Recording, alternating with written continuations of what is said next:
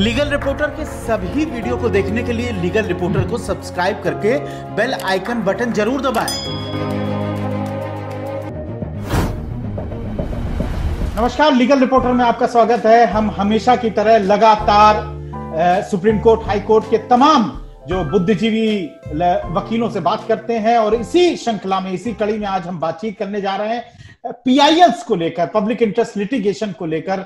जितना बेहद बड़ा महत्व इन पीआईएल्स का है, उतना ही कंट्रोवर्सी भी जुड़ी हुई है। इसलिए आज हमारा जो सब्जेक्ट है, हमारा बात करने की, परिचर्चा का जो विषय है, वो साफ तौर पर वो विषय है पब्लिक इंटरेस्ट और या सेल्फ इंटरेस्ट। तो ये विषय यानी कि जनता का हित पीआईएल के माध्यम से या खुद का हित, क्योंकि तमाम बार ऐसा होता है कि पीआईएल्स को लेकर तमाम आरोप लगते हैं। तो इसी बातचीत के लिए हमारे साथ बहुत खास मेहमान जुड़ चुके हैं। हमारे साथ सबसे पहले मैं परिचय कराना चाहूंगा अश्विनी उपाध्याय जी का। करीब 100 पीआईएल्स के मामले में अश्विनी जी को जाना जाता है। तमाम को सरकार के तमाम विषयों को लेकर, सामाजिक विषयों को लेकर आपने पीआईएल्स करी हुई है। इसके साथ ही हमारे साथ घनश्याम उपाध्याय जी भी जुड़े हैं। मुंबई में लगातार प्रैक्टिस कर रहे हैं। अभी हाल फिलहाल ही विकास दुबे एनकाउंटर के मामले में लगातार सुप्रीम कोर्ट में पेश हो रहे हैं। हमारे साथ एपी सिंह साहब जुड़े हुए हैं। एपी सिंह साहब जाने माने वकील हैं। इसके साथ ही उनका बड़ा नाम निर्भया केस में जो दोषी थे उनके वकीलों के तौर पर सामने आया। सालों साल उन्होंने वहां पर प्रैक्टिस की, तमाम विवादों से भी जुड़े रहे, लेकिन लगातार अपनी बातें अदालतों के सामने रखी।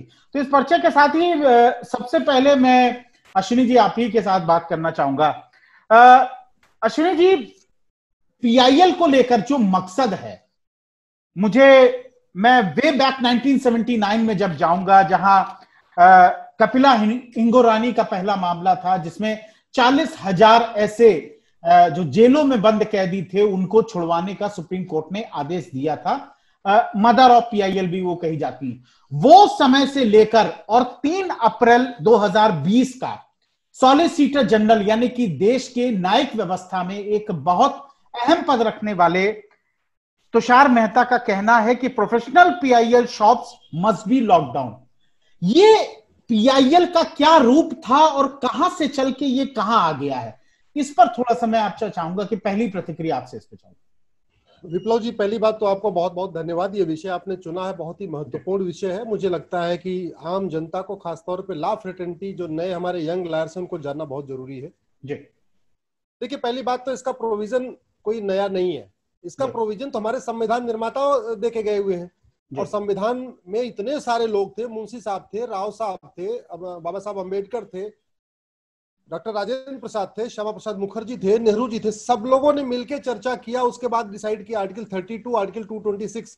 ये तो हमारे संविधान निर्माता देके गए हुए। जहां तक इसका इफेक्टिव इंप्लीमेंट आया, तो जो आपने पहला एग्जांपल बताया कपिला केस का, उसके बाद से ये वास्तव में ये अपने धरातल पे आया। उसके पहले तक ये एज ए डेड लेटर बना हुआ था। आर्टिकल 32 और आर्टिकल 226 उतना यूज नहीं हो रहा था जितना इसके बाद से शुरू हुआ। जी, हमारा ये कहना है कि ये जो पीआईएल है, इनफैक्ट ये रेगुलर कोई एक्सरसाइज नहीं है और ये होनी नहीं चाहिए। अगर ये रेगुलर एक्सरसाइज हो रही है तो ये एग्जीक्यूटिव का फेलियर दिखा रहा है। इसका मतलब सरकार, चाहे वो केंद्र सरकार हो या राज्य सरकार हो, या जो ट्रिब्यूनल्स बने हुए हैं या जो अथॉरिटीज बनी हुई है, जो हमारे कॉन्सेप्ट था वेलफेयर स्टेट का, जिसके लिए इतना बड़ा ताना बाना बुना गया कि ये भी होगा, ये भी होगा, संसद होगा, मंत्री होगा, दुनिया भर के डिपार्टमेंट होंगे, सीएजी होगा, सीयूजी होगा, इतने सारे सब बनाया गया तामझाम। इसका मतलब ये कहीं ना कहीं अपना काम नहीं कर पा रहे। जो इनका रोल्स एंड रिस्पॉन्सिबिलिटीज थी वो नहीं कर पा रहे। रोल्स एंड रिस्पॉन्सिबिलिटी बिल्कुल क्लियर कट डिफाइन है।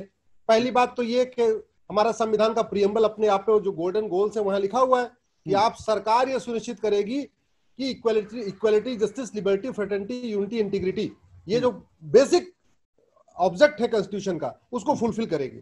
जी, सवाल ये है विप्लव जी कि क्या इस 70 साल में हम संविधान का कितना, जो गोल्स था उसको कितना अचीव कर पाए।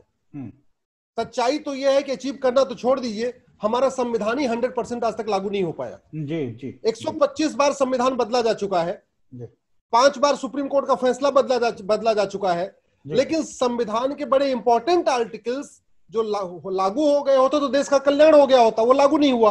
उदाहरण के लिए आपको बताता हूं, संविधान में हमारे स्पेसिफिक प्रोविजन है, population control and family planning constitution के अंडर है, शेड्यूल 7 लिस्ट 3 एंट्री नंबर 20 है, उसमें प्रोविजन दिया हुआ है। देश की 50% से ज्यादा समस्याओं का मूल कारण जनसंख्या विस्फोट है। संविधान में इसका प्रोविजन है, लेकिन सरकारें नहीं की, न किसी राज्य सरकार ने किया, न केंद्र सरकार ने किया। एक दो चार राज्यों ने क्या किया कि चुनाव लड़े, भाई प्रधान का चुनाव नहीं लड़ सकते, पार्षद चुनाव नहीं लड़ सकते। अरे 2 बच्चों वाला प्रधान पार्षद नहीं बन सकता, लेकिन वो विधायक मंत्री बन सकता है, ये कौन सी बात है? लेकिन संविधान कहता है कि अश्विनी जी अगर हम लोग इस विषय पे लगातार आएंगे तो हम उस पे चले जाएंगे। हम केवल यहां तक रहना चाहते हैं, जो मुख्य बात के लिए आप सभी लोगों को यहां बुलाया है, उसका मुख्य पहलू जो आपने कहा कि जो सरकारें जिनको काम करना चाहिए था वो नहीं कर रहे। घनश्याम जी, लगातार ये बात कही जाती है, सुप्रीम कोर्ट में दर्जनों ऐसे केसेस पर सुप्रीम कोर्ट अपने ऑर्डर दे चुका है। मैं जस्टिस मिश्रा का मैं लास्ट आपको पढ़ रहा हूं, उनकी लाइन थी, लोया केस आपको याद होगा। उन्होंने कहा कि PIL was being gradually misutilized by people with personal political and business agenda. ये जस्टिस दीपक मिश्रा का है। जब हम इस लेवल पर, जब पब्लिक इंटरेस्ट लिटिगेशन के हम साधक को जानते हैं, साधन को जानते हैं, और सुप्रीम कोर्ट के तरफ से चीफ जस्टिस की बेंच जब इस पर टिप्पणी करती है, तो मैं क्या मानूं? क्या जिस पर्पस से वो आया था वो खत्म हो गया? ये फ्रिवलेस पिटीशन को लेकर ये अदालतें अब भरी हुई हैं। जी देखिए, जैसा अश्विनी जी ने कहा था कि देखिए पीआईएल का जो है कि अगर देखने को जाओ तो पीआईएल ज्यादा मतलब कि कब से लाइमलाइट में आया, एक एरा था जस्टिस कृष्णा अय्यर का, जस्टिस पीएन भगवती का। जी एरा ऐसा था कि वहां पे अगर कोई एक लेटर भी लिख देता चीफ जस्टिस को, अगर लेटर भी सुप्रीम कोर्ट लिख दिया जाता था तो भी अपने आप में पीआईएल में कन्वर्ट हो जाएगा मुद्दा, अगर पब्लिक इंटरेस्ट से रिलेटेड होता था तो। और जैसे अभी अश्विनी ने बताया कि इसका कारण क्या इतने सारे पीआईएल होने का, कि हमारी जो संवैधानिक संस्थाएं हैं वो अपने उत्तरदायित्व को निभाने में जगह जगह फेल हो रही हैं। और फिर होता क्या है कि लोगों के पास ऑप्शन नहीं बचता है, तो लोग कहाँ जाएंगे? कोर्ट में आएंगे। कोर्ट में आएंगे तो उसमें 2 तरह के लोग हैं। आज भी इतना 70 सालों के बाद भी आज की हमारी जो न्याय व्यवस्था है, देश की 80% जनता इस न्याय व्यवस्था से दूर रखी गई है, तो उनको इसकी कोई जानकारी नहीं है। अच्छे पढ़े लिखे लोगों को भी उनका अधिकार क्या है वो उनको पता नहीं है। तो इसके लिए क्या होता है कि जो पब्लिक स्पिरिटेड लोग होते हैं उनको सामने आना पड़ता है, और समय समय पर लोग आते हैं। और पीआईएल, देखिए पीआईएल ऐसी चीज है कि इसका एक समाज के लिए बहुत अच्छा भी है, बुरा भी है। बुरा किस तरह से है कि जैसे अगर इसको कोई वेस्टेड इंटरेस्ट अगर इसको उपयोग किया, ऐसा नहीं कि नहीं हुआ है बहुत सारे मैटरों में हुआ है, करते हैं लोग, करते हैं। इसको एक्सटॉर्शन के लिए यूज किया जाता है, ऐसे एलिमेंट है। लेकिन उसके नाम पे एक पीआईएल को बदनाम कर देना, मैं बता रहा हूँ, बिल्कुल गलत होगा। और ये मैं कहना चाहता हूँ कोर्ट की जिम्मेदारी बनती है, अगर एक्सपीरियंस वाला कोई जज है तो पीआईएल पढ़ने के बाद, पीआईएल में जो याचिका करता है उसका बैकग्राउंड देखने के बाद वो आसानी से पता लगा सकता है कि पीआईएल जेन्युइन है कि फ्रिवोलस है, क्या है, पता लगा सकता है। पब्लिक स्पिरिट व्यक्ति के लिए है। अश्विनी जी, जिस समय आरएसएस के एक नेता, सोशल वर्कर जिनका नाम संगत सिंह चौहान है, वो लेके आते हैं पीआईएल और कहते हैं इस देश में मुसलमानों को पाकिस्तान भेज देना चाहिए, तो जस्टिस नारिमन उनसे पूछते हैं कि क्या चाहते क्या है आप, और डिसमिस करते हैं, पेनाल्टी मांगते हैं। तो क्या ये जब जिस तरह की पीआईएल्स आती हैं तब आपको ये नहीं लगता है कि जो स्पिरिट थी उस पीआईएल की, वो स्पिरिट ही खत्म हो रही है और उससे मैसेज बढ़ा जा रहा है? उससे मैसेज ये जा रहा है कि ये तमाम जो पब्लिक इंटरेस्ट के विषय है वो सुप्रीम कोर्ट, हाई कोर्ट में नहीं उठ पाते हैं, ये मैसेज जा रहा है उससे। एक्चुअली विप्लव भाई, उसके पीछे कारण ये है जी, कुछ लोगों को लगता है कि ये पीआईएल अगर हम एक फाइल कर देंगे तो मीडिया में चला जाएगा तो मेरा नाम उछल जाएगा, हम भी 4 जगह उसका वीडियो दिखाएंगे, हम भी 4 जगह उसकी लिंक दिखाएंगे। ऐसे बहुत सारे लोग होते हैं जी, ऐसे बहुत सारे लोग होते हैं जो उनको लगता है कि चूंकि हम फाइल कर देंगे तो निश्चित रूप से छप जाएगा।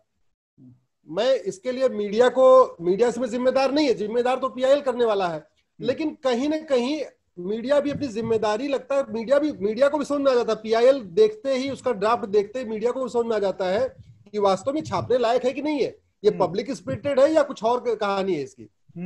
लगा चूंकि मीडिया के पास इतना टाइम नहीं है कि हर एक पीआईएल को इंडिविजुअली उसको स्क्रूटनाइज करे, छापने के पहले उसको देखे, समझे, ब्रेकिंग न्यूज बनाने के पहले उसके बारे में सोचे, तो उसके चक्कर में छप जा रहा है, या हेडलाइन चल जा रही है, या लिखा भी जा रहा है।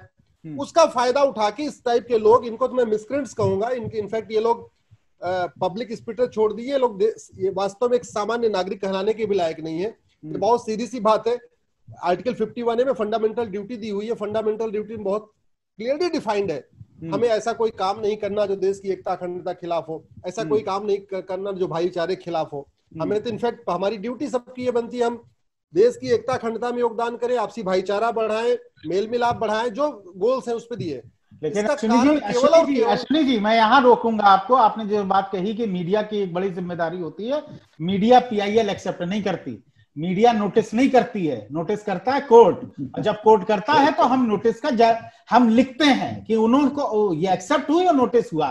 AP सिंह साहब, आपने जब बतौर वकील आपने जब ये पिटीशन करी इन चारों के लिए, निर्भया केस में आए, आपका जितना क्रिटिसिज्म सोशल मीडिया पे हुआ, आपके लिए कहा गया कि केवल आप इसलिए ट्रायल कोर्ट से लेकर सुप्रीम कोर्ट तक लड़ते रहे क्योंकि आपको प्रसिद्धि चाहिए थी उस केस से।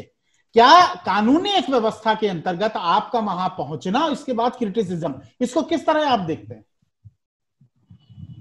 तो लोगों का काम है कहना, इसमें कहने वाली बात नहीं, लोगों का काम है कहना, अपने तो सुनते रहते हैं, कोई प्रॉब्लम नहीं। लेकिन जिसके लिए करो, देखिए मेरे पास जो भी आया मैं उसका गुणदोष नहीं देखना चाहिए। डिफेंस काउंसिल के रूप में अगर मैं गुणदोष देखने लगूं, उसका ट्रायल अपने ऑफिस में पहले दिन करने लगूं, तो सही है गलत है, मेरे पास आया जो बात बता रहा है, तथ्य बता रहा है, मुझे उसके आगे प्रोसीड करना है।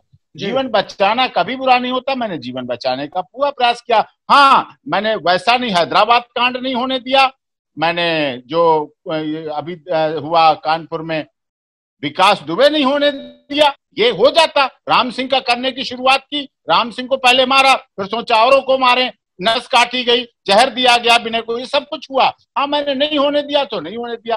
अब विकास दुबे जैसा होता है, घनश्याम उपाध्याय जी को बंबई से लगानी पड़ती पिटीशन, और ये अन्याय नहीं होने दूंगा जब तक हूं, या मैं हूं, अश्विनी उपाध्याय जी हैं, घनश्याम उपाध्याय जी हैं, विप्लव अवस्थी जी हैं, सुप्रीम कोर्ट में प्रैक्टिस करते हैं, लोगों को अच्छा लगे बुरा लगे इससे मतलब नहीं है। लेकिन अगर हमारी संवैधानिक पिटीशन है, संविधान के तहत है, CRPC के तहत है, IPC के तहत है, तभी सुनी जाती है।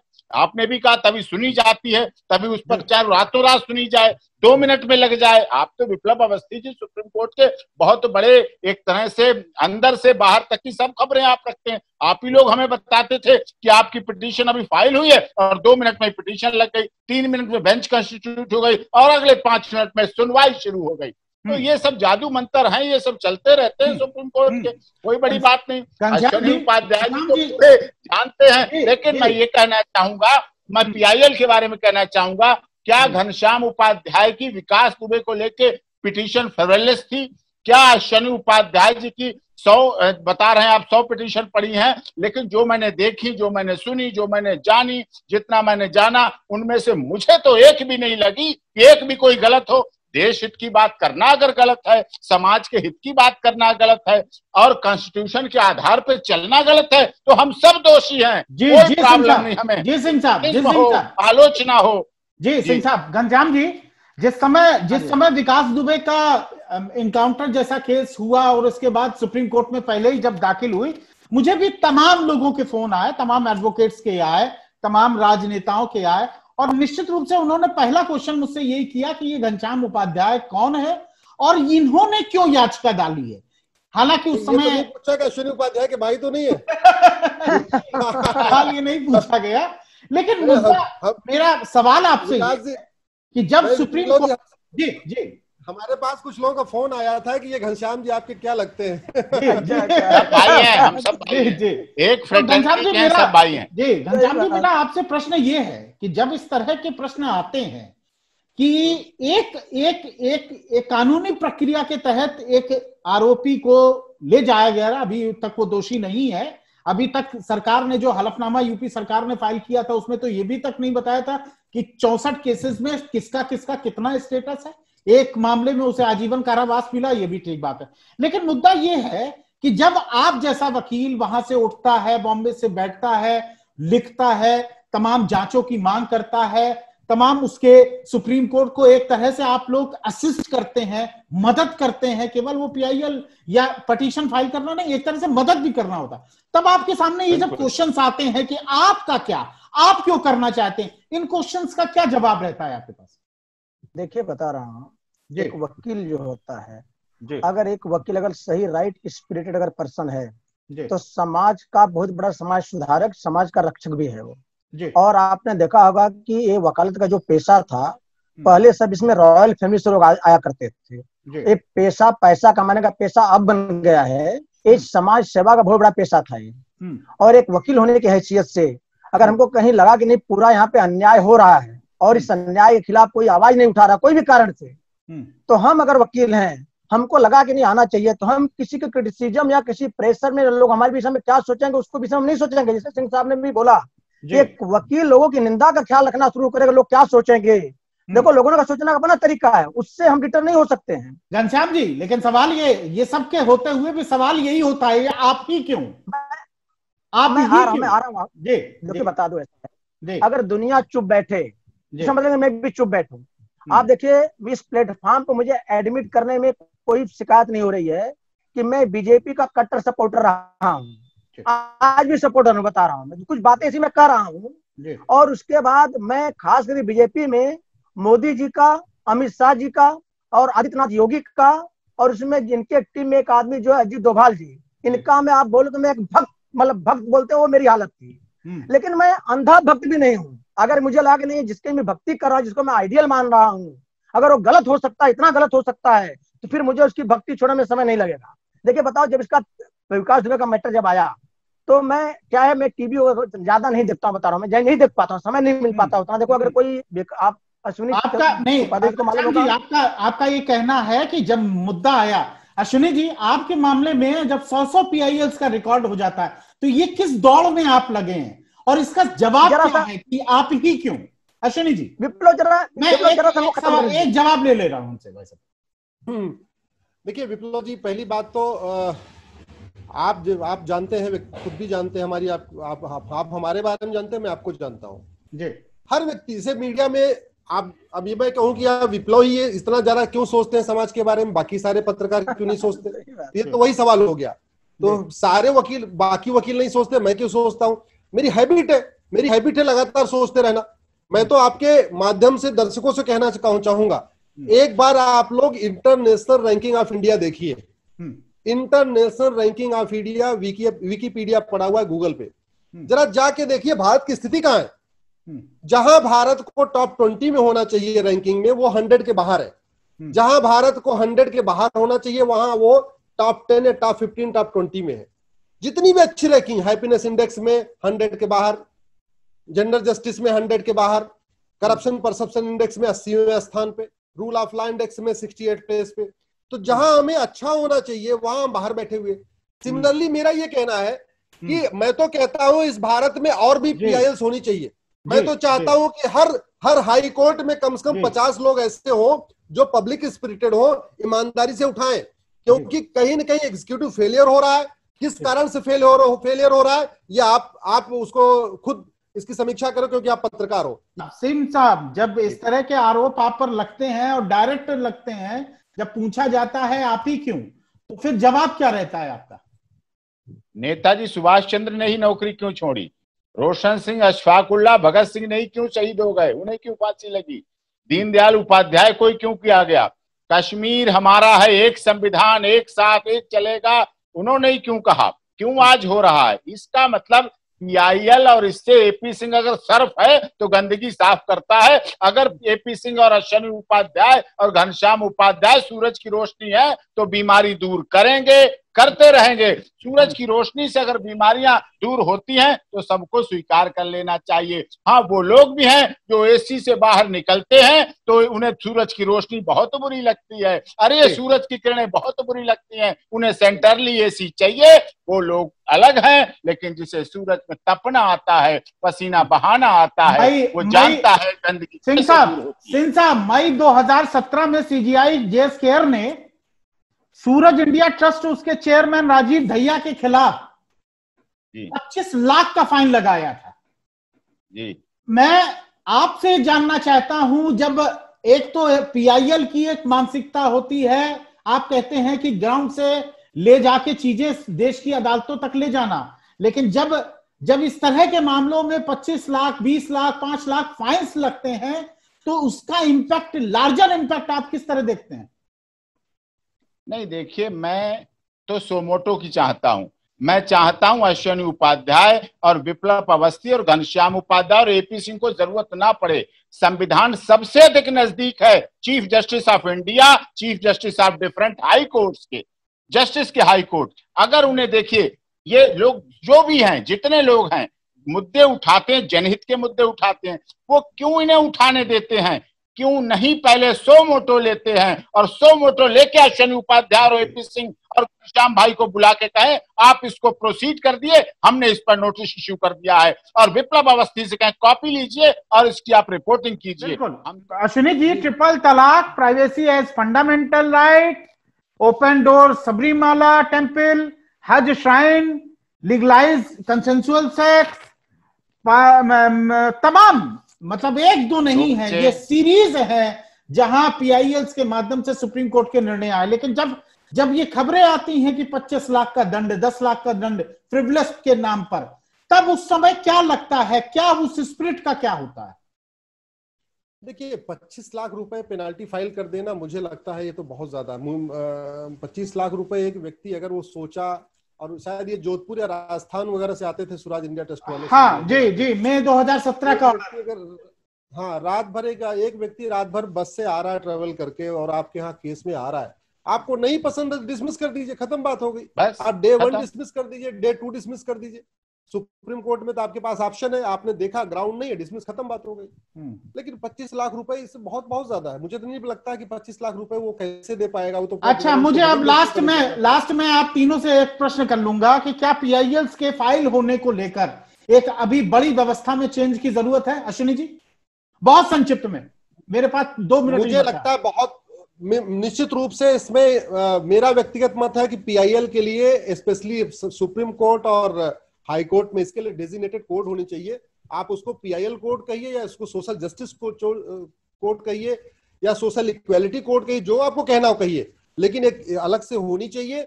और खासतौर पे मेरा तो आग्रह है जजों से भी, आप पर डे कम से कम 1-2 अंग्रेजी अखबार पढ़ते हैं, 1-2 हिंदी अखबार पढ़ते हैं। जहां आपको वहां गलत लग रहा है, आपको रोका किसने? मैं बिल्कुल एपी सिंह ब्रदर जी, मैं भाई एपी सिंह से बिल्कुल सहमत हूँ। ये जजेस सुओ मोटो क्यों नहीं ले रहे? ये क्यों साल भर में 1 केस या 2 केस? अरे सुप्रीम कोर्ट में 33 जज है, 33 जज पर डे अगर पेपर पढ़ते हैं, अगर ये लोग महीने में 4 मामला 5 मामला सुओ मोटो लेते जाए, तो मुझे लगता है एग्जीक्यूटिव के ऊपर दबाव रहेगा, एग्जीक्यूटिव के ऊपर भी दबाव रहेगा, और हमारे जैसे लोग अपना सारा काम धाम छोड़ने की जरूरत नहीं पड़ेगी। घनश्याम जी, बहुत संक्षिप्त टिप्पणी, क्या बदलाव होना चाहिए? बहुत संक्षिप्त। देखिए, बदलाव ऐसा है जो अभी बताया सुनील उपाध्याय जी ने। आप सोचिए, अगर पीआईएल नहीं होता तो बहुत सारे ऐसे इंपॉर्टेंट मुद्दे हैं जो कि देश के सामने आए, देश का बहुत सारे मुद्दे, समस्याएं जो कि सॉल्व हुई, प्रॉब्लम सॉल्व हुआ। अगर पीआईएल अगर नहीं रहा होता, वो सब कहाँ पे, मतलब अंधेरे में गुम हो जाते, पता भी नहीं चलता। तो पीआईएल क्या है, बहुत बड़ी चीज है, और उसकी उपयोगिता से कोई फिलहाल मेरे पास समय इतना ही है, इसलिए बहुत माफी चाहूंगा। आप लोगों से बातचीत करके बहुत अच्छा लगा, तमाम चीजें हम लोग डिस्कस कर सकते थे, लेकिन बहुत ही अच्छा रहा, और कम से कम उसके बारे में एक आउटकम मिल पड़ा। फिलहाल इतनी बातचीत के लिए बहुत बहुत धन्यवाद। लीगल रिपोर्टर के सभी वीडियो को देखने के लिए लीगल रिपोर्टर को सब्सक्राइब करके बेल आइकन बटन जरूर दबाएं।